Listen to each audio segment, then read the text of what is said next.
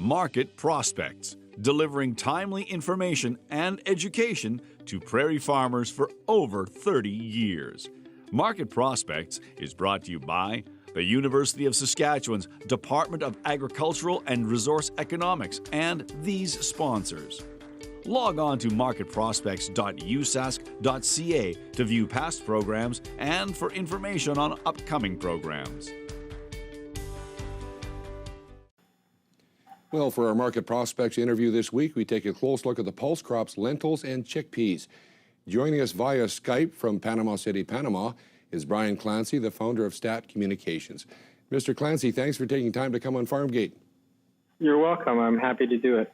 So please review 2016 Canadian prairie lentil production and current market conditions, and then comment on what you see for movement, prices, and ending stocks for the rest of the current crop year. The crop that we had last year was a record. It was a record area at around 5.8 million acres, and yields were below average, but they were still good enough for the crop to be a record by about 500,000 tons. So, we started the year with a huge crop. However, the weather conditions were really poor during the tail end of the growing season. That not only delayed the harvest, it also reduced the quality. So in the case of lentils, we've got, in the green lentils in particular, we've got huge differences within the number 2 grade. There's really poor ones that are almost more like an extra 3 or a number 3, and then there are the really good ones, which are more like a number 2, which buyers expect. So what that's caused is a huge spread in the bid prices to farmers between good and poor quality number 2 green lentils, and it's also resulted in the price spread to buyers, with buyers seeing lower prices for poor quality 2 and high prices for good quality 2. So this is a bit of an issue in the market. It's had some negative impact on buyers' perceptions about Canada. They would like to see the Canadian Grain Commission be much more consistent in the year-to-year quality standards, so that, number 2 one year is going to be the same the next year. So they know what they're buying when they buy by grade. That's one issue that's going on. The other thing that's interesting is that the delay in harvest meant that our exports got off to a really slow start this year. It wasn't until November and December that they picked up. And the result of that is that total export shipments so far this year are actually behind last year by a little bit. But they're catching up. When we do forecasts for exports, we figure that about 68% of what will be shipped was already shipped by the end of January. Last year, it was around 71%. 2 years ago, it was only half of what actually shipped. So there can be a lot of changes in the last part of the marketing year that can influence demand on the plus side and on the negative side.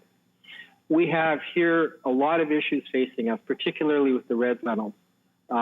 India is day by day in India. One day we think that they may extend the exemption to Canada, allowing us to ship pulses without fumigating them with bromide. The next day they say, nope, they're going to be really firm on it.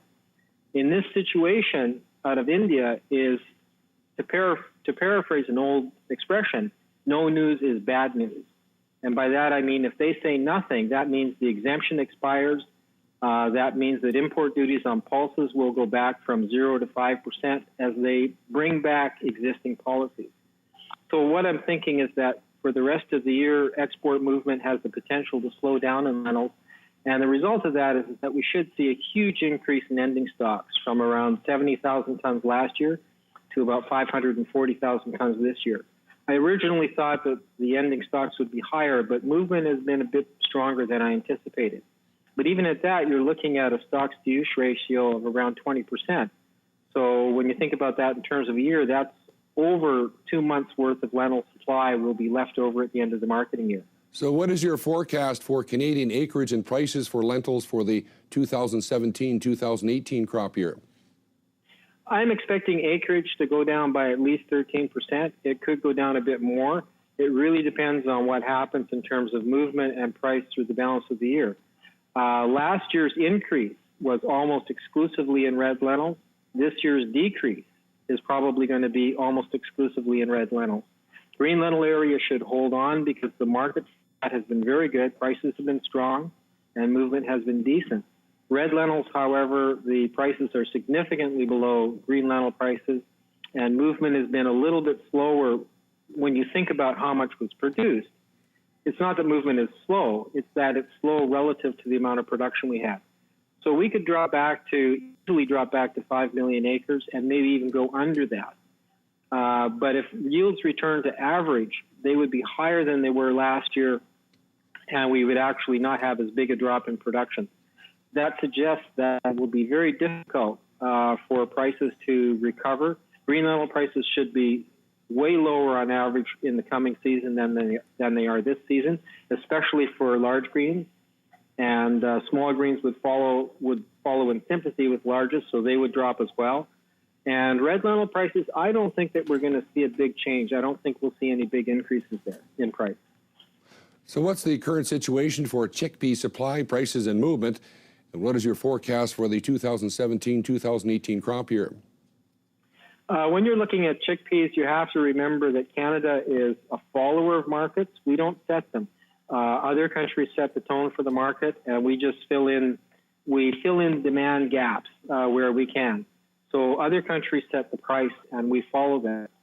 What's happening is that when you look at chickpeas, the kabuli types, which is principally what we grow, the high end of the market is Mexico. They grow the 12 millimeter kabulis, which we don't grow. But their crop is going to be smaller this year than they expected. What that means is that the price for the high-end chickpeas, the kabulis, should be stronger than expected. And that will help prices throughout the rest of this marketing year because it will lift up the price of all of the different qualities. The small calibers and everything will follow into that. So that's a very positive thing. But what we're really looking at now is to think about how much of a response there will be in acreage to the good prices that we've seen so far this marketing year. Mexico was down, as I mentioned, but the United States is looking at a 25% increase in their chickpea area, and I think Canada could be looking at least a 20% increase. However, that will not be problematic for us because we'll be able to sell that. So we're in a situation where I think that markets will stay firm until we see the seeding intentions, and then if seeding area in Canada, the United States, Russia, and places like that are much higher than people expect, then the price for the small and mid calibers, which is where we are, will probably fall off a bit, but that won't happen until after seeding. For the next marketing year, we could see slightly lower average prices for chickpeas, but I'm not expecting any kind of disaster in terms of price because we still have this support from Mexico at the high end of the market. Well, great information. Thank you very much for taking time to come on Farmgate. You're very welcome. Thank you.